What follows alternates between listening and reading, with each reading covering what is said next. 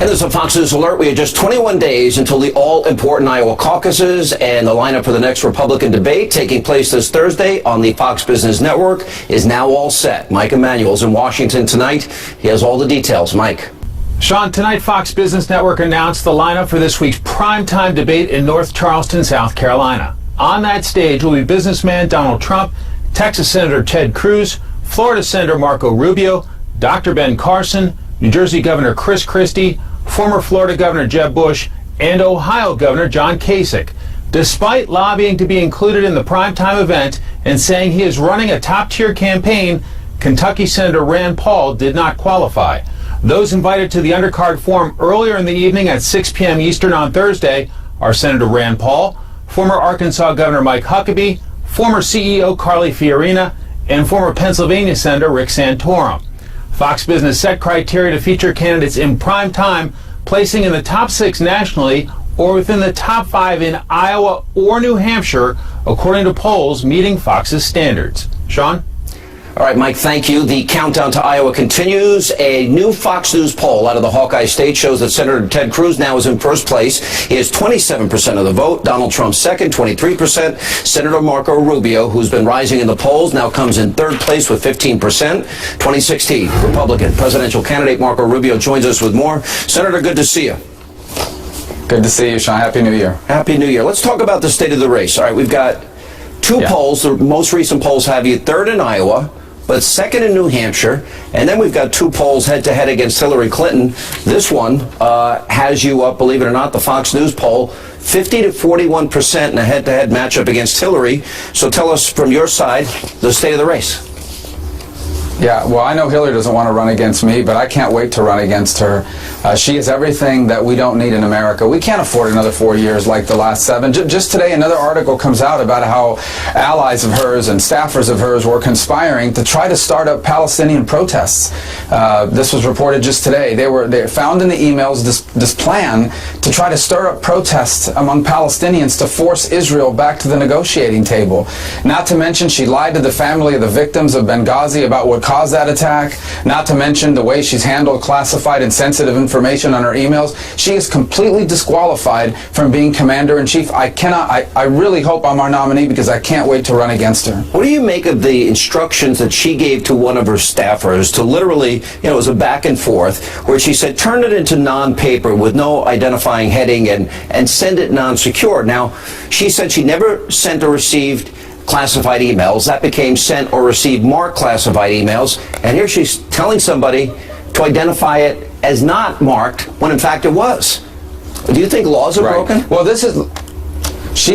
Well, that's what the FBI should be looking at. I'm going to let them make judgment on that, and the Justice Department. I don't have any confidence this president's Justice Department will do anything about it. Here's what I can tell you. When I'm president of the United States, neither she nor any of these other people are going to be above the law, whether it's her or Eric Holder for what he did on Fast and Furious, or any of these other folks. People are going to be held accountable if they broke the laws of this country. This president obviously is willing to protect his political cronies, but we're going to hold people accountable. Nobody is above the law, not even Hillary Clinton, even though she thinks she is. And of course, she did all of this. By the way, it doesn't matter. She did all this because she wanted it for convenience. And so she didn't care that she exposed classified and sensitive information to espionage from the Chinese and the Russians. But there'll be a full accounting of all this when I'm president and we have a real Justice Department with a real Attorney General. You're saying if the FBI were to either recommend an indictment or if they sent information that indicates she did in fact break the law, and Loretta Lynch does not go forward with an indictment, that if you become president, you would follow up on any potential law breaking? Yeah, what I can tell you, I can't order the Justice Department to do anything. Unlike this president, I'm not going to interfere in these agencies doing their job. I will say this, I am confident. In fact, I know for sure that I will have appointed, when I'm president, an Attorney General who will follow the law and apply it. Not one that conspires with me to undermine the Second Amendment, and not one that looks the other way when cronies of the current president are committing lawlessness, as has been, I believe, the case with regards to Hillary Clinton's emails. Rudy Giuliani, former prosecutor himself, he's identified 16 specific laws that he believes should be investigated that possibly could have been violated. Are you convinced that Hillary Clinton broke the law? Well, we don't. Let's continue to gather the facts. Again, I think that we're going to let that way people. I don't want people to accuse this of being some sort of political thing. This is about what's right and what's wrong, what's legal and what's illegal. I do have confidence in the FBI. I do not believe the FBI is politicized. I think they're going to conduct a full investigation, and they're going to provide that information to the Justice Department. And what I'm saying to you today, if laws were broken, I will have an Attorney General when I am president that will hold people to account, whoever they are, for having violated our laws. Because things are so tight, particularly in New Hampshire, where you are consistently now in second place, you will become a target, but you're also fighting back. More specifically with Governor Chris Christie, there's been a back and forth. You talked about him supporting Planned Parenthood and Sonia Sotomayor and gun control legislation, which he ran on in 2009. How intense is this going to get before New Hampshire?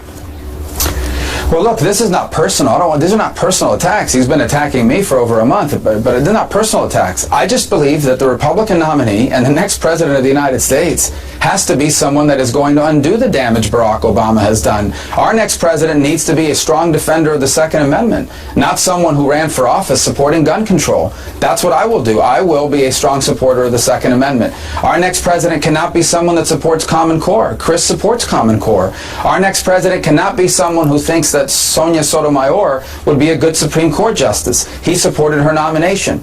And our next president must be someone who will defund Planned Parenthood, not write checks to them like he did personally. These are all facts. It's not personal. It is important, however, that our next president be someone who will undo the damage Barack Obama has done to America. When I'm president, I will. All right, in one poll, and this is the Marist poll, NBC poll, it has you beating Hillary Clinton by 5 points. Cruz beats her by 4 points. In the Fox News poll, you're winning by 9, and Cruz is winning by 7. But the bottom line is you do better than any other candidate in terms of a head-to-head matchup against Hillary. But you don't do as well in terms of the general election, primary election numbers. So why do you think there is that divide there? Well, there's still a lot of choices in the field. Like I said, there's a lot of people still running, and they are going to be in the race for some time. And so, of course, that segments the voters a little bit. But what I'm confident of is now that we're after the new year, voters are starting to really tune into the race now. They're asking the important questions. They're learning more about the candidates beyond the superficial. And I believe that we're going to continue to grow in our support. So I am very confident about where we're going to be when the delegates are counted and we're down the stretch here. But we're going to let the process play out. We feel very confident about our plan, about our campaign, about our message. And here's the bottom line. When I'm president of the United States, all of these things Barack Obama has done to try to take from this country everything that makes it special, all of those things are gone. We are going to get this country back on the right track. We're returning to the Constitution. We're returning to the principles that we're going to re-embrace the principles that made America great. We're going to apply them to the challenges of this new economy and this new era, and we are going to make this country as special, if not more so, than it's ever been. I don't think anybody imagined starting out how big immigration would be in this election cycle, but it seems to get bigger and bigger. We saw the New Year's Eve sex attacks that took place in Europe, for example, yet the president still insists we should take in Syrian refugees.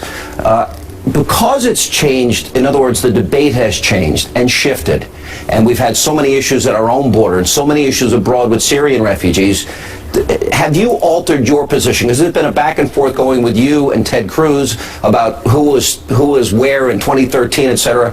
I'm not interested in that debate. I'm interested in where you are now based on the fact that this has become front and center. Yeah, well, number one, I do not support amnesty, and when I'm president, there will not be amnesty. Criminal aliens are going to be immediately deported.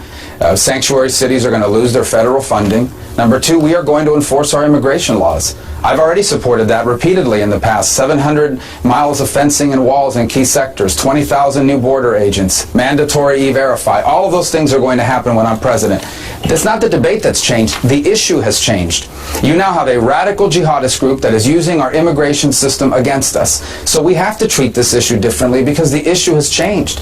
This is now about ISIS trying to get people into this country as refugees, as doctors, as students, as fiancés, through the visa waiver program. So it's very straightforward. When I am president, unless we know who you are 100% for sure, and we know why you're coming to America, we're not going to let you in. It's that simple. That's what we're going to do when I'm president. You once told me that the comprehensive bill that you supported was a mistake, and you wouldn't do it again, and it wasn't really what you wanted. No, basically, with the president now having a Syrian refugee at the State of the Union, he's obviously sending a message. What message do you want to send back about where you are now on not only Syrian refugees, but all the people last summer that crossed the border? Well, let's be clear. I've always been for an immigration system that keeps us safe. The problem is that we didn't have ISIS 2.5 to 3 years ago. ISIS is not just a terrorist group. It is a sophisticated group that has a real good understanding of our immigration system, and we know for a fact are trying to use it to get people into this country. So we have to change our approach because the issue has changed. And where I am is pretty straightforward. We are compassionate. Our hearts break at the story of what some of these refugees are going through. But our number one obligation is to keep America safe. When I am President of the United States, if we do not know 100% for sure who you are, or 100% for sure why you're trying to come, we're not going to let you into the country. It's that straightforward. That's going to be the rule when I'm president. Okay, take us beyond New Hampshire and walk us through your strategy for South Carolina, Nevada, Super Tuesday.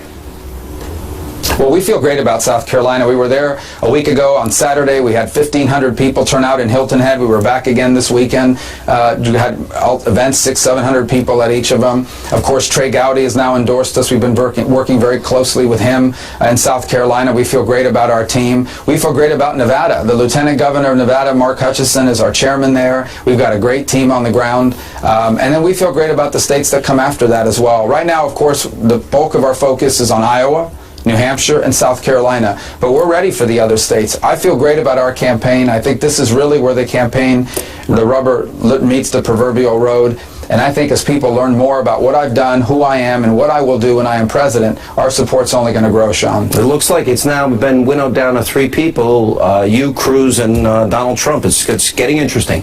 Senator, thanks as always. Appreciate your time.